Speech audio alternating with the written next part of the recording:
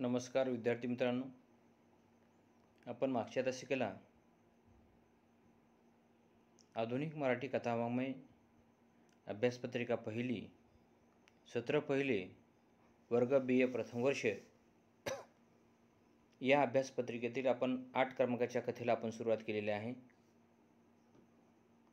कथेचं नाव आहे वारसा आणि या कथेच्या लेखिका सानिया आहेत.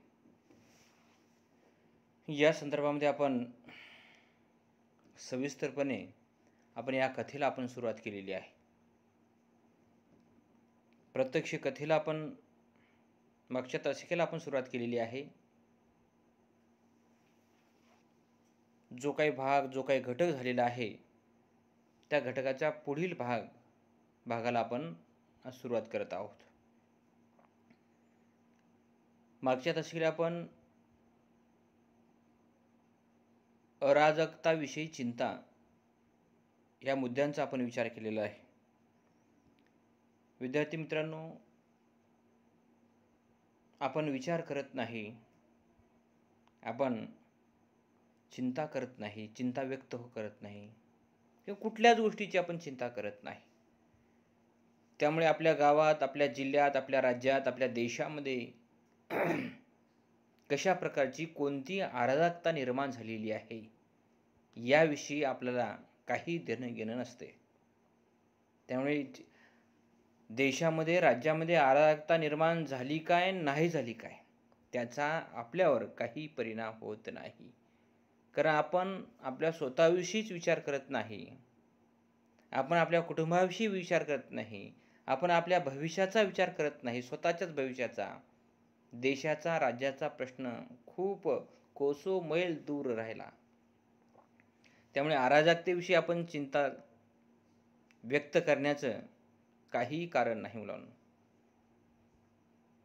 तर अराजकतेविषयी चिंता कधी व्यक्त करतो माणूस? तुम्ही जर वाचायला लागलात, तुम्ही जर लिहायला लागलात, तुम्ही जर बोलायला लागलात, तुमची वैचारिक पातळी जर हळूहळू जर वाढत गेली तर मात्र तुम्ही चिंता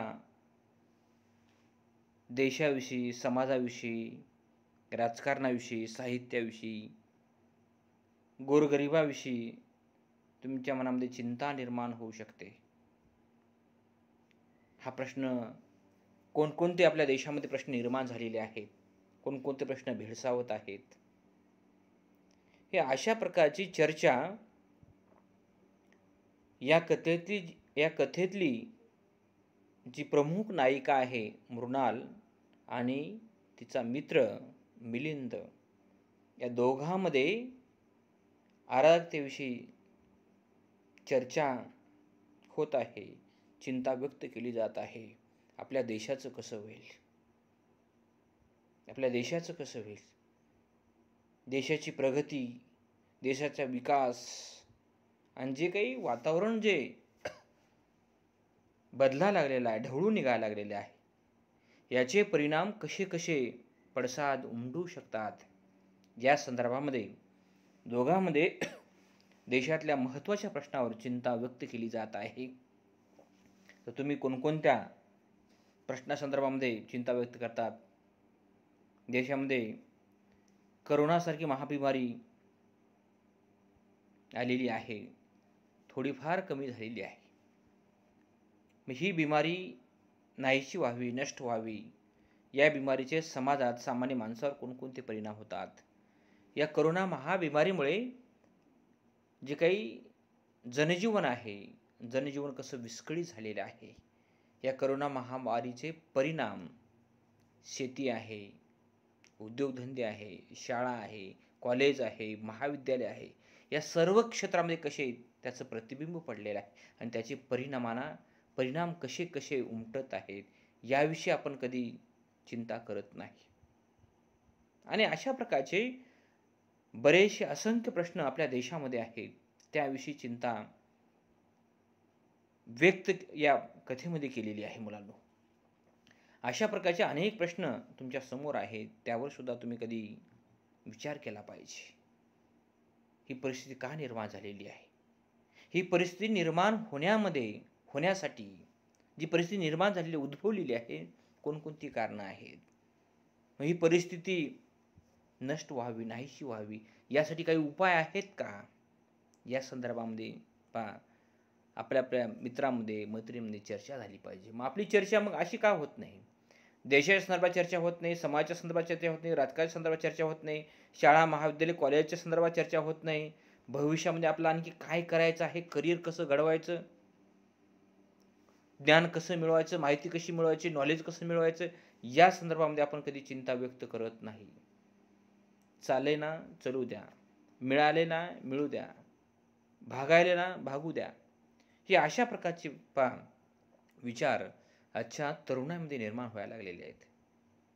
असं जर आजच्या तरुण आणि तरुणीने, विद्यार्थिनीने अशा प्रकारचा जर विचार जर करत असतील तर देशाचं भवितव्य फार अवघड आहे मुलांनो. या देशाचं भवितव्य तुमच्या सर्व तरुणीमध्ये, विद्यार्थी आणि विद्यार्थिनीच्या हातामध्ये आहे. आपल्या देशाला कुठे घेऊन जायचं आणि कोणत्या दिशेला घेऊन जायचं. युवा शक्ती ही देशाची सर्वात मोठी शक्ती आहे मुलांनो, सर्वात मोठी शक्ती आहे. म्हणून आजचा तरुण, आजचे विद्यार्थी हे देशाचे आधारस्तंभ आहेत. आता तुम्ही किती आधारस्तंभ आहेत, देशाला किती आधार देता, देशाची किती कणा होऊ शकता, हे तुम्हीच चिंतन आणि आत्मचिंतन करण्याची गरज आहे. पुढचा मुद्दा आहे सामान्यांचा बळी असामान्याची पोळी. सामान्याचा बळी असामान्याची पोळी. अशा विस्कटलेल्या, बिघडलेल्या, ढवळून निघालेल्या वातावरणामध्ये सामान्य माणसं भरडले जात आहेत, होरपळले जात आहेत. आणि कित्येक सामान्य माणसं बळी सुद्धा पडत आहेत. आता अन्न आहे, भूक आहे, रोजगार आहे, बेरोजगारी आहे, असे अनेक प्रश्न आहेत. झोपडपट्टीचा प्रश्न आहे, अन्नधान्याचा प्रश्न आहे. ही सध्या जी परिस्थिती निर्माण झालेली आहे, असे जे देशामध्ये वेगवेगळे जे प्रश्न निर्माण होतात, समस्या निर्माण होतात, या सर्व प्रश्नामध्ये, समस्यामध्ये बळी हा फक्त सामान्य माणसाचाच घेतला जातो. सामान्य माणसाचाच घेतला जातो. एखादं वातावरण बिघडलं, एखाद्या वातावरणात बदल झाला, त्याचे परिणाम पहिल्यांदा जर कोणावर होत असतील ते सामान्य माणसावर होतात. कुठल्याही समस्याला, कुठल्याही प्रश्नाला, कुठल्याही रोगराईला, कुठल्याही आजाराला पहिल्यांदा जर कोणी सामोरं जात असेल, सामान्य माणूस सामोरा जातो. कारण सामान्य माणसाला प्रत्यक्ष जीवन जगल्याशिवाय, काम केल्याशिवाय, अनुभव घेतल्याशिवाय पोटाची खळगी भरत नाही. म्हणून हे सर्वच बदलाचे परिणाम, बदलाचे चटके हे सामान्य माणसाच्या जनजीवनावर होतात. आणि त्यातूनच सामान्य माणसाचा बळी घेतला जातो. एखादी दंगल आहे, जाळपोळ आहे,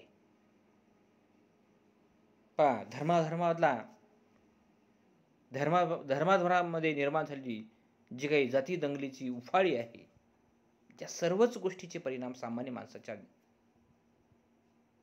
धर्मातला वाद, जातीतला वाद, राजकारणाचा वाद.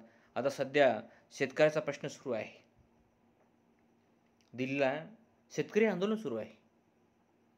या शेतकरी आंदोलनामध्ये बऱ्याच लोकांचा बळी गेलेला आहे, हुतात्मे त्यांनी पत्कारलेला आहे, हुतात्मे झालेले आहेत.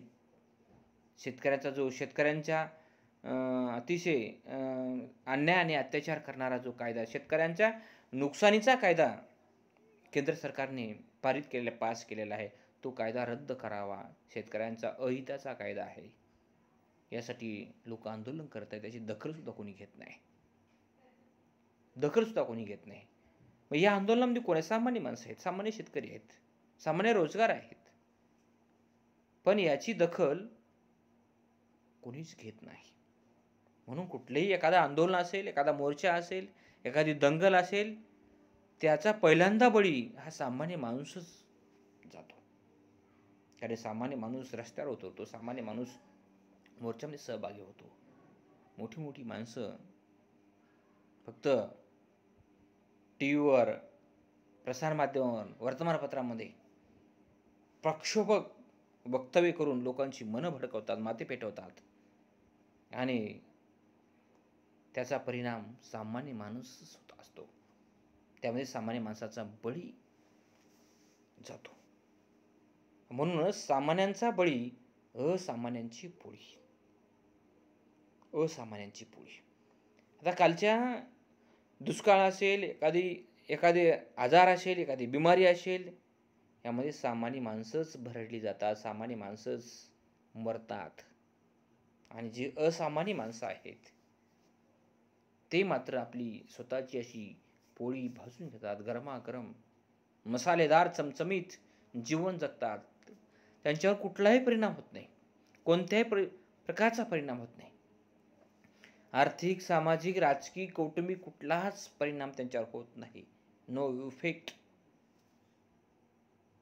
त्यामुळे सामान्यांचा बळी असामान्यांची पोळी. आता कालच्या कोरोना महाबिमारीमध्ये सामान्य माणसाची हाल झाली. हाल झाली सामान्य माणसाची. सगळं बंद, कडकडीत बंद. लॉकडाऊन हा शब्द आपल्याला माहीत सुद्धा नव्हता. परंतु या कोरोना महामारीमुळे लॉकडाऊन हा शब्द आपल्या वापरात आलेला आहे आणि तो आपल्या अंगवळणी पडलेला आहे, सवयीचा झालेला आहे लॉकडाऊन. एखादा अडाणी माणूस सुद्धा लॉकडाऊन हा शब्द वापरतो. त्याचे स्पेलिंग त्याला सांगता येणार नाही. त्याचा शब्दशः अर्थ लॉकडाऊन म्हणजे बंद एवढं माहिती आहे फक्त, बस. बाकी लॉकडाऊन हा शब्द आपल्या भाषेमध्ये तो रूढ झालेला आहे. आपल्या भाषेमध्ये जो काही आपला शब्दांचा जो खजिना आहे, शब्दकोश आहे, त्यामध्ये लॉकडाऊन या शब्दाचा समावेश झालेला आहे. म्हणून सामान्यांचा बळी या महाबिमारीमध्ये झालेला आहे. आणि असामान्यांची पोळी कोरोना महामारीमुळे अनेक लोकांचं भलं झालं, अनेक लोकांचं कल्याण झालेलं आहे. अनेक लोकांनी पैसा कमवलेला आहे. मार्गाने, चुकीच्या मार्गाने सगळं बंद होतं. असं चोरून लपून सगळ्या गोष्टी त्यांनी दुप्पट तिप्पट विकलेल्या आहेत. उदाहरणामध्ये दारू. आपल्या देशामध्ये सर्वात जास्त दारू विक्री, मद्य विक्री केली जाते आणि सर्वात जास्त महसूलही सरकारला दारूपासून मिळतो. मुलांनो, ही दारू पिण्याची संख्या किती आहे तुमच्या लक्षात येईल मुलांनो. परंतु त्या दारूचा जो भाव आहे, 100 रुपयाची बॉटल असेल, एखादी दारू 100 रुपयाची असेल, 300 रुपये 400 रुपयाला असं 3पट 4पट चोरून लोक विकलेले आहेत मुलांना. इतके लोक दारूच्या आहारी केलेले आहेत. जी माणसं विकतात ती माणसं पित नाहीत मुलांना. सामान्य माणसंच पितात, सामान्य माणसंच त्याला बळी पडतात आणि सामान्य माणसाचंच आरोग्य पूर्णपणे धोक्यात येतं मुलांना.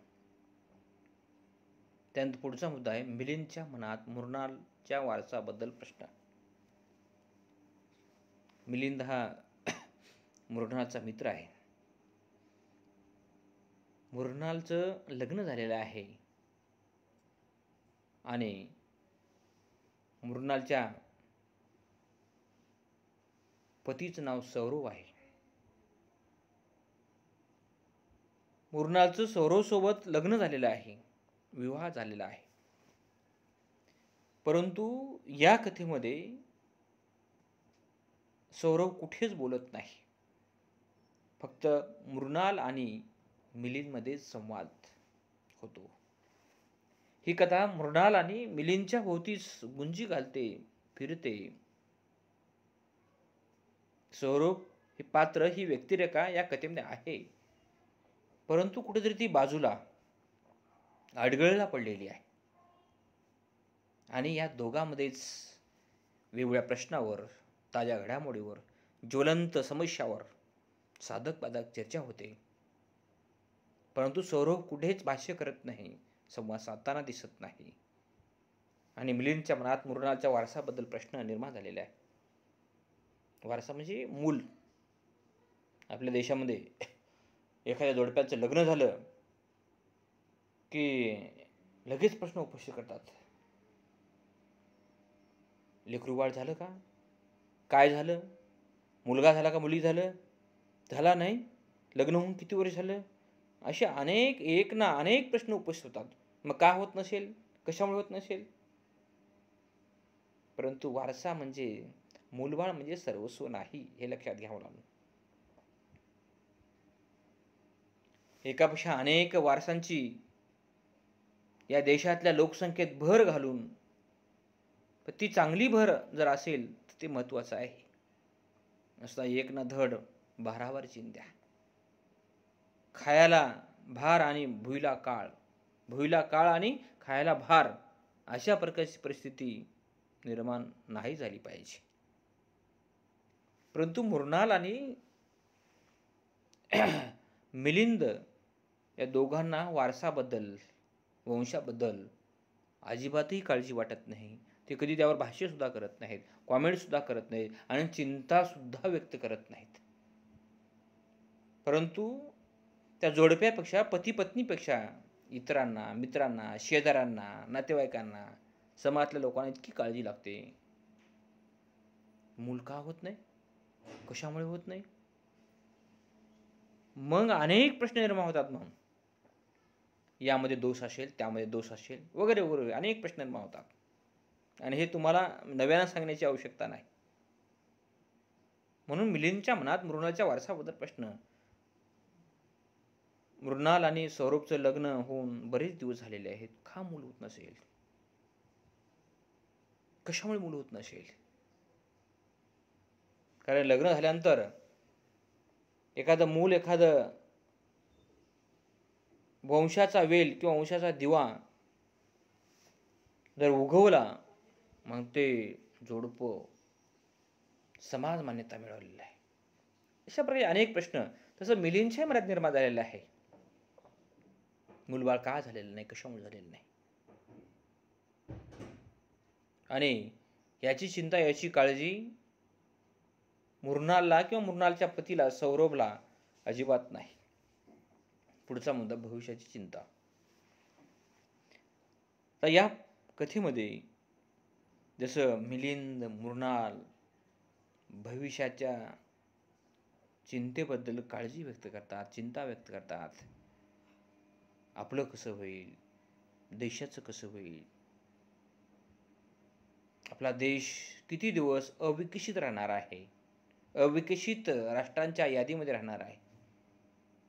या जगामध्ये 2 राष्ट्रांचे वर्ग आहेत. एक विकसित देशांचा वर्ग आहे आणि एक विकसित देशांचा वर्ग आहे आणि एक अविकसित देशांचा वर्ग आहे. आपण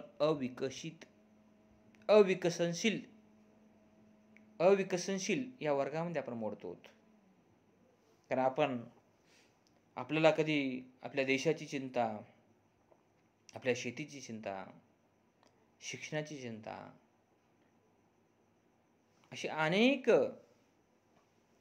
प्रश्न आपल्याला आपल्या मनामध्ये कधी येत नाहीत, उद्भवत नाहीत, डोकावत नाहीत. माझं कसं होईल? माझं कसं होईल? मला नोकरी लागेल की नाही? माझं व्यक्तिमत्व विकसित होईल का नाही? डेव्हलप होईल? पर्सनॅलिटी डेव्हलपचा माझा प्रश्न काय आहे? मी स्वावलंबी होईल का नाही? आणि स्वावलंबी होण्यासाठी, एक चांगलं जीवन जगण्यासाठी, एक आदर्श नागरिक म्हणून तयार होण्यासाठी मी काय करणार आहे? आजपर्यंत मी काय मिळवलेलं आहे? माझ्या हाती काय लागलेलं आहे? अशा प्रकारच्या भविष्याची चिंता तुम्ही किती व्यक्त करता? भविष्याची चिंता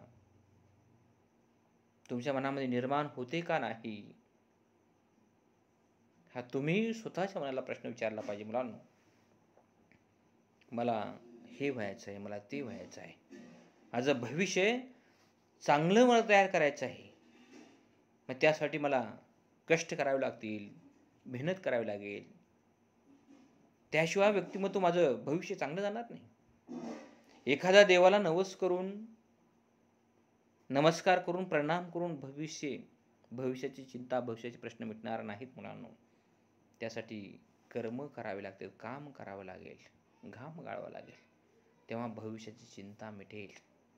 अन्यथा भविष्याची चिंता मिटणार नाही.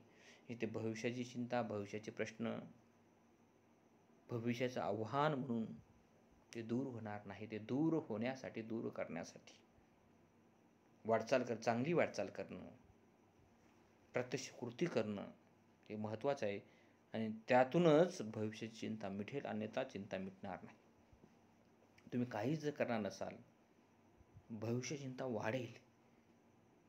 भविष्य चिंता जर तुम्हाला कमी करायचा असेल तर तुम्हाला काही ना काही काम करावं लागेल, कष्ट करावं लागेल, वाचन करावं लागेल, अभ्यास करावा लागेल. अशा प्रकारची भविष्य चिंता दूर होईल आणि त्या दूर होणार नाही. मिलिंद आणि मृणाल भविष्याच्या चिंतेबद्दल प्रश्न उपस्थित करतात. पहा, त्यानंचा मुद्दा आहे दिवसेंदिवस अवघड परिस्थिती.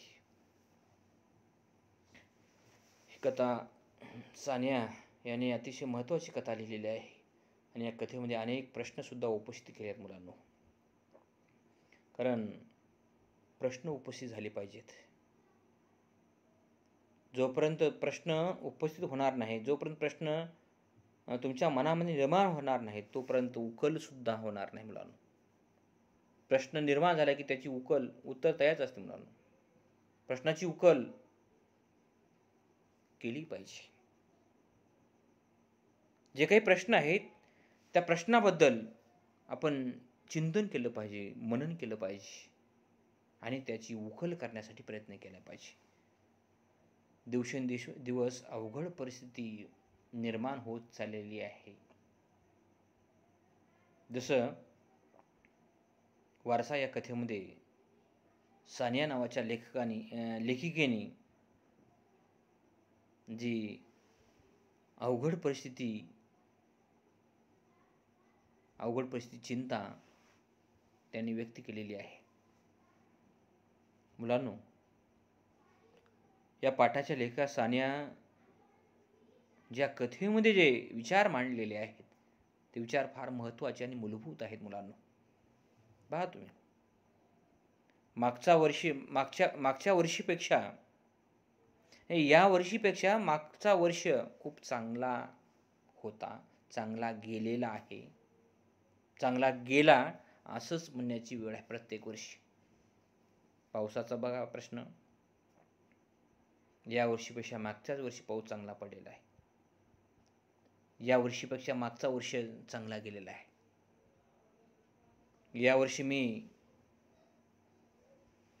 जे दुःखानं जीवन जगत आहे, द्वेषानं जे जीवन जगत आहे, यावर्षी माझ्या समोर, माझ्या सभोवताली अनेक जटिल प्रश्न तयार झालेले आहेत. अनेक प्रश्नाचा झांगडगुत्ता तयार झालेला आहे.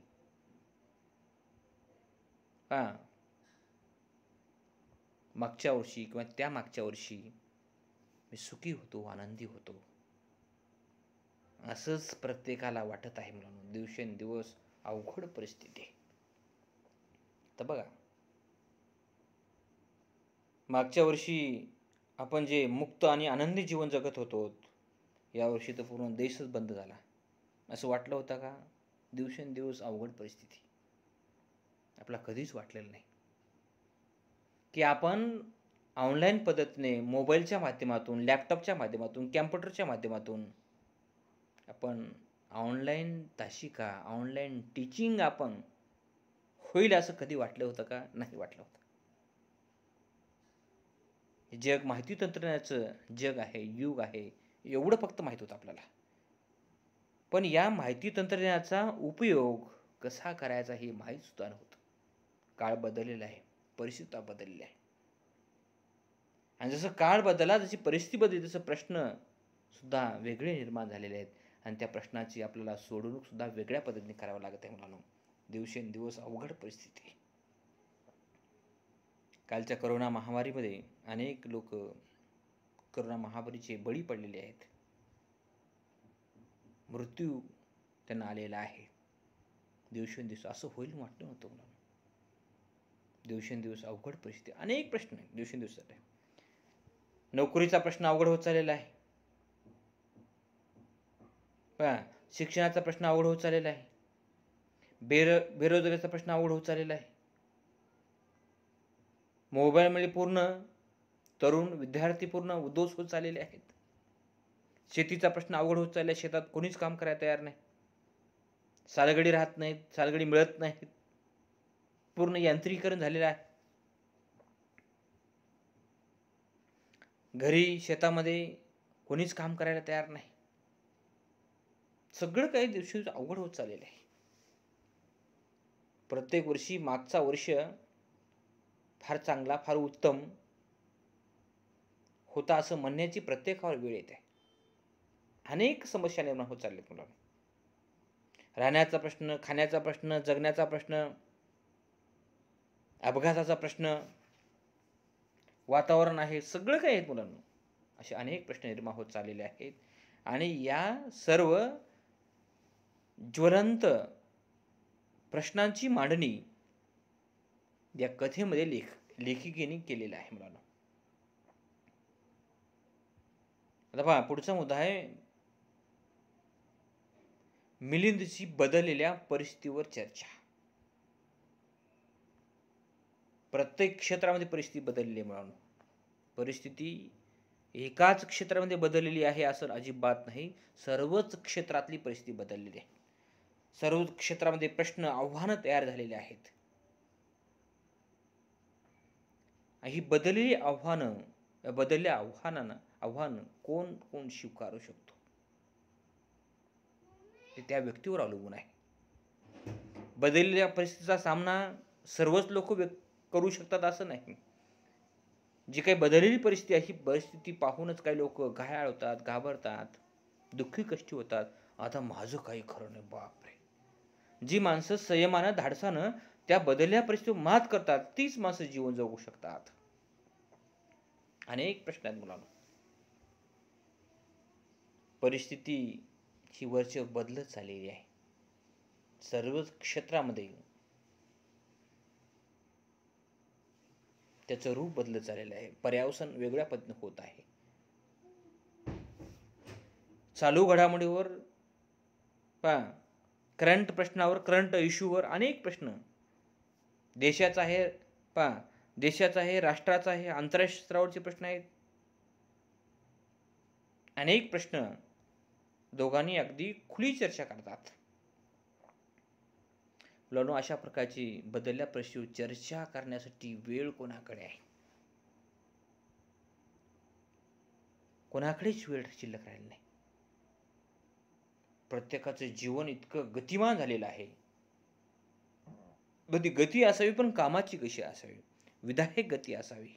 त्या गतीतून काहीतरी चांगलं बाहेर पडलं पाहिजे, चांगलं नवनिर्माण झालं पाहिजे. नवी निर्मिती, नवा विचार, नवी मांडणी, नवगुण, नव यश संपादनता, हे अशा प्रकारचे अनेक त्यातून व्यक्त झाले पाहिजे, बाहेर पडले पाहिजे. पण आपल्या हाती काहीच लागत नाही ना. रिकामं डोकं सैतानाचं घर असं झालेलं आहे मुलांना. सगळ्या गोष्टी हवेशा झालेल्या आहेत, परंतु कोणीच त्यावर विचार करत नाही, त्यावर कोणी भाष्य करत नाही. बदलली परिस्थिती ती निवळण्यासाठी काहीच कोणी पुढाकार सुद्धा घेत नाही. प्रत्येक जण आपापल्याच विचारामध्ये मग्न आहे मुलांना. इतकं अकराळ आणि विकराळ रूप आणि परिस्थिती देशाची, जगाची बदललेली आहे.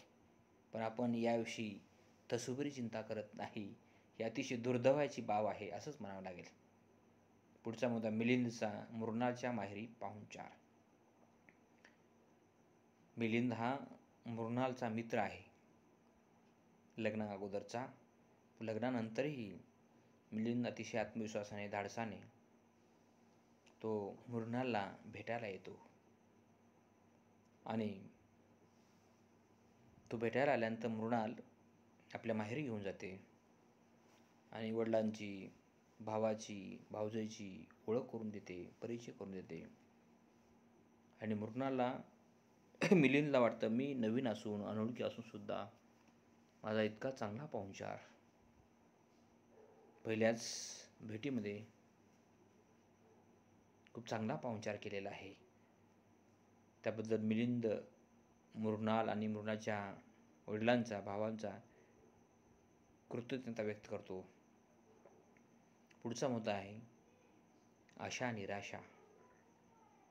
आशा आणि निराशा एकाच नाण्याच्या दोन बाजू आहेत मुलांनो. आशा आहे त्याच्या विरुद्ध बाजूला निराशा आहे. यश आहे अपयश आहे तसंच आहे. दिवस रात्र, उन्हाळा पावसाळा हिवाळा हे असे एकाच नाण्याच्या दोन चक्राकार फिरणाऱ्या गोष्टी आहेत. माणूस कधी आनंदी असतो कधी दुःखी असतो. प्रत्येकाच्या जीवनामध्ये असतं. दुःख आहे म्हणूनच माणूस चांगलं जीवन, चांगलं काम, चांगलं कार्य करतो. दुःखी असो आहे म्हणून चालणार नाही. दुःखावर मात केलं पाहिजे, अपयशावर मात केलं पाहिजे. अपयशावर मात यश मिळेल. दुःखावर मात केलं तर आनंद मिळेल. आशा निराशा प्रत्येक माणूस आशावादी असला पाहिजे, सकारात्मक असला पाहिजे. माणूस सकारात्मक असतो म्हणूनच कधी कधी काम करत असताना त्याच्या डोक्यामध्ये नकारात्मक विचार येतात. माणूस नेहमी आशावादी असला पाहिजे. निराशा त्याच्या वाट्याला येते म्हणूनच तो आशावादी जीवन जगण्याचा प्रयत्न करतो. त्यामुळे आशा आणि निराशा एकाच नाण्याच्या दोन, जसं चित आणि पट अशा दोन बाजू आहेत. चांगलं आणि वाईट अशा त्याच्या दोन बाजू आहेत. पास आणि नापास जशा दोन बाजू आहेत तसं आशा आणि निराशा प्रत्येक माणसाच्या जीवनामध्ये ह्या दोन बाजू आहेत. आणि आपण आता कशा पद्धतीने जीवन जगलं पाहिजे प्रत्येक व्यक्तीवर अवलंबून आहे. पुढचा मुद्दा आहे सत्ता व राजकारणाचा खेळ. तुम्हाला चांगल्या पद्धतीने माहीत आहे मुलांनो, सध्या नुकत्याच ग्रामपंचायतीच्या निवडणुका झालेल्या आहेत. त्या कशा पद्धतीने निवडणुका झालेल्या आहेत? निवडणुका कशा पद्धतीने झालेल्या आहेत? पारदर्शक पद्धतीने झालेल्या आहेत, लोकशाही पद्धतीने झालेल्या आहेत का चुकीच्या पद्धतीने झालेल्या आहेत? तुम्हाला माहित आहे. मतदान आहे. मतदान लोकांनी विनामूल्य काहीच न घेता या मतदान केलेले आहेत किंवा नाही तुम्हाला वेगळं सांगण्याची आवश्यकता नाही. सत्ता व राजकारणाचा खेळ कसा असतो, लोक पैसे कसे देतात, कसे वाटतात, मत खरेदी कशी घेतात, लोक मत कशी विकतात आणि किती रुपयाला एक मत विकतात.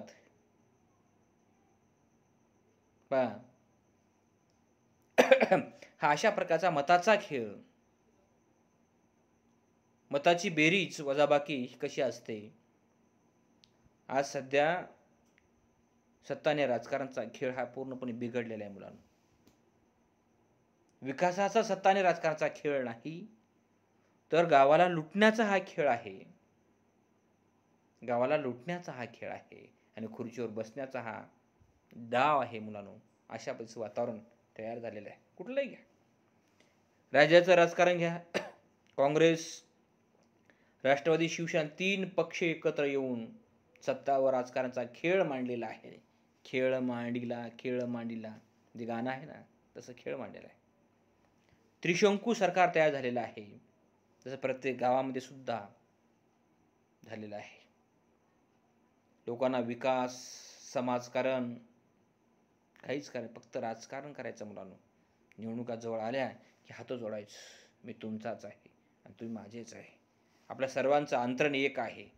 आपण एका जातीचे आहोत, आपण एका गावातले आहोत, आपण एका विचाराचे आहोत. निवडणुका जवळ आले ते आपण जात कळते, भाऊ कळतात, नाते एरवी मग कोणी तू कोण की मी कोण की. तेव्हा कुठलं रस्ता नाही, पाणी नाही, वीज नाही, नाले नाही, काही नाही. हा अशा प्रकारचा सत्ता आणि राजकारणाचा खेळ पूर्णपणे देशाला, गावाला रसातळाला घेऊन जाणारा खेळ तयार झालेला आहे.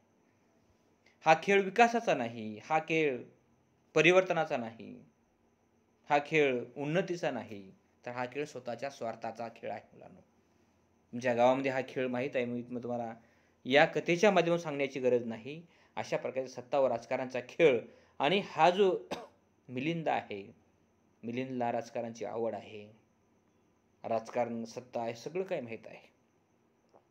पूर्णपणे अशाच पद्धतीचं काम करतो. आणि ही जी मृणाल आहे ही शिक्षिका आहे. मुलांनो, प्रत्येकजण प्रत्येकाला वाटतं शिक्षक काहीच काम करत नाहीत, शिक्षक शिकवत नाहीत, अध्यापन करत नाहीत. आता तुम्ही पाहत आहेत, लोकांना वाटतं प्राध्यापकांना पगार खूप आहे, प्राध्यापकांना पगार खूप आहे. परंतु एखादा पाठ, एखादी धडा, एखादी कादंबरी अध्यापन करता शिकवत असताना खूप वाचावं लागतं. हे लोकांना कळत नाही. लहान मुलांना 2+2 4 तसं नसतं. मुलांना या पाठाशिवाय, या कंटेंट शिवाय इतर सर्व माहिती या पाठाच्या अनुषंगाने मांडावी लागते, संदर्भ द्यावे लागतात. ही माणसं करतात, काही माणसं करत नाही. प्राध्यापक होण्यासाठी त्याला जवळपास 30 वर्षे घालावे लागतात, आहे ना. या गोष्टीचा विचार कोणीच करत नाही मुलांना. म्हणून या गोष्टी फार महत्त्वाच्या आहेत. पुढचा मुद्दा, आयुष्याची किंमत. माझं जसं आयुष्य आहे तसं तुमचं आयुष्य आहे, प्रत्येकाचं आयुष्य आहे. मुलं, आयुष्य अनमोल आहे, आयुष्य अनमोल आहे. आयुष्याचं मोल कधीच करता येत नाही. हे आयुष्य एकच वेळ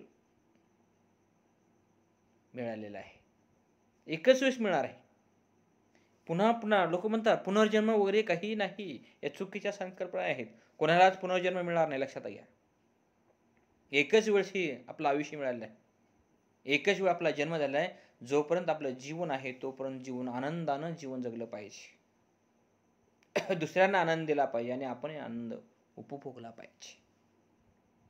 आणि ही आयुष्याची किंमत मला, तुम्हाला, कोणालाच करता येत नाही. हे आयुष्य अनमोल आहे, त्याचं मोलच करता येत नाही. इतक्या रुपयाचं आयुष्य आहे, तितक्या रुपयाचं आयुष्य आहे असं अजिबात करता येत नाही. त्यामुळे प्रत्येकानं आनंदाने जीवन जगलं पाहिजे, हसतमुख जीवन जगलं पाहिजे. परंतु लोक पहा, चांगलं आयुष्य जगत नाहीत, आनंदाने जीवन जगत नाहीत. याचा बदला, त्याचा बदला, याला द्वेषानं, मत्सरानं पाहणं, बघणं, आणि एखाद्याची किंमत पैशामध्ये मोल करणं. कोणाचीच किंमत पैशामध्ये करता येत नाही. पैसे देऊन एखादा जीव मिळत नाही, लक्षात घ्या. आयुष्य तर लांबच राहिलं मुलांना. एखादा आपलं आयुष्य, एखादा अवयव जर आपला निकामी झाला असेल, डॅमेज झाला असेल, तर तो अवयव सुद्धा मिळत नाही मुलांना, लक्षात घ्या. जे काही जन्मताच आपला जे अवयव मिळाले, पार्ट मिळाले, बॉडी ऑफ पार्ट, ते अतिशय महत्त्वाचे आहेत. म्हणून आयुष्याची किंमत कधीच आपला करता येत नाही, आणि करू नये सुद्धा. पण लोक करतात. तुला खरेदी घेतो म्हणतात, विकत घेतो म्हणतात, वगैरे वगैरे असे प्रश्न निर्माण करतात समाजामध्ये. या कथेतला शेवटचा मुद्दा आहे मिलिंदने मृणालचा घेतलेला निरोप. मिलिंदने मृणालचा घेतलेला निरोप. तर दोघंही अतिशय वर्गमित्र आहेत, बालसवंगडी आहेत, आणि बऱ्याच दिवसानंतर दोघे एकत्र आलेले, मुक्तपणे मुक्त संवाद साधलेला आहे. वेगवेगळ्या प्रश्नावर, चालू घडामोडी, समाजकारण, राजकारण, कुटुंब, घर, वारसा, वगैरे वगैरे. पहा, विचारांचा वारसा, राजकारणाचा वारसा, मुलाचा वारसा, अनेक प्रश्न या कथेच्या माध्यमातून दोघंही, मृणाल आणि मिलिंद, व्यक्त केलेले आहेत. आणि अशा प्रकारची मुक्त चर्चा दोघांनी मांडलेली आहे. तुम्ही सुद्धा या वर्गाचे विद्यार्थी अशाच पद्धतीने विचार तुम्ही केला पाहिजे, विचार मांडला पाहिजे, विचार व्यक्त केला पाहिजे, आणि एकमेकांसोबत विचारांची देवाणघेवाण केली पाहिजे. जोपर्यंत विचारांची तुम्ही देवाणघेवाण करणार नाही, तोपर्यंत नवे विचार तुम्हालाही मिळणार नाहीत. त्या विचारामध्ये भर पडणार नाही, वाढ होणार नाही. आणि मिलिंदने शेवटी मृणालचा अतिशय दुःखाने निरोप घेतो. मिलिंदने मृणालचा घेतलेला निरोप, त्याची इच्छा होत नाही मृणालपासून दूर जावं. असे काहीतरी मित्र असले पाहिजे, म्हणून असे मैत्रिणी असल्या पाहिजे, चांगल्या विचाराच्या, चांगल्या स्वभावाच्या, चांगल्या गुणाच्या. असा मित्रांचा मेळावा असला पाहिजे. आपले आता तुमचे मित्र आता तुम्ही कोण्या मित्रांच्या सहवासामध्ये, कोण्या मैत्रिणींच्या सोबत राहता मला माहीत नाही, परंतु आपल्या मित्रांची, आपल्या मैत्रिणींची सतत आठवण झाली पाहिजे. विचाराबद्दल, स्वभाव, कार्याबद्दल, कर्तृत्वाबद्दल, गुणाबद्दल, अभ्यासाबद्दल, बुद्धिमत्तेबद्दल, वैचारिक प्रगल्भतेबद्दल, सामंजस्याबद्दल.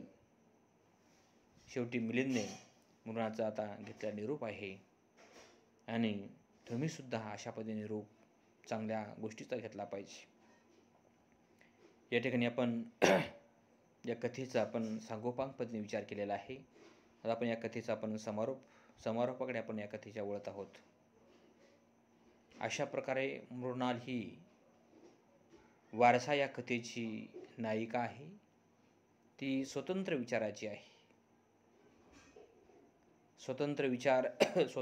स्वतंत्र विचाराचा मुलगा, स्वतंत्र विचाराची मुलगी कधी तयार होऊ शकते मुलांनो? हे सगळं तुम्हाला मिळवावं लागेल. हे सर्व प्रयत्न साध्याने या गोष्टी प्राप्त कराव्या लागतील. तेव्हाच स्वतंत्र विचार, आई वडिलांचं ऐकून, पाहून, बघून बालपण ठीक आहे, पण एक स्वतंत्र प्रतिमा, एक स्वतंत्र व्यक्तिमत्व उभं टाकलं पाहिजे. कधी तयार होऊ शकते? हे वाचनातून तयार होतं, चिंतनातून तयार होऊ शकतं मुलांनो. निरीक्षणातून, अनुभवातून, पाहण्यातून, अवलोकनातून, आकलनातून या गोष्टी तयार होऊ शकतात. स्वतंत्र विचार, एखाद्यानं सांगितलं म्हणून जीवन जगायचं नाही. तुम्हाला सुद्धा कळायला पाहिजे, निर्णय घेता आला पाहिजे. हे चांगलं आहे, वाईट आहे, मी असंच करणार आहे, मी चांगलं करण्याचा विचार. बरं का, उदाहरण एखादी मृणाल आहे. मृणालची भूमिका ही अशी आहे, प्रत्येक माणसानं जसं मृणाल या कथेमध्ये स्वतंत्र विचाराची मुलगी आहे, तसं स्वतंत्र विचाराचा मुलगा, स्वतंत्र विचाराची मुलगी तयार झाली पाहिजे. आणि ही जी मृणाल आहे तटस्थपणे आपल्या आजूबाजूला पाहते. आपण सुद्धा पाहिलं पाहिजे सभोवतालचं जग कसं चालत आहे, सभोवताली काय घडत आहे, आजूबाजूला काय होत आहे, लोक कसं जगतात, लोक कसं वागतात, लोक कसं बोलतात, त्या जगण्याचा दृष्टिकोन कसा आहे, काही भूमिका घेऊन जगतात का जगायचं म्हणून जगतात, असे अनेक प्रश्न आपल्या मनामध्ये निर्माण होण्याची क्षमता तयार केली पाहिजे. आणि ही जी नायिका आहे आजूबाजूला पाहते आणि स्वतःचा शोध घेते. स्वतःचा शोध घेणे महत्त्वाचे आहे. एक भूमिका घेऊन जगणारी ही नायिका आहे आणि या भूमिका म्हणजे वारसा या कथेतली महत्त्वाची नायिका आहे. अशा प्रकारे या ठिकाणी ही कथा संपते. धन्यवाद.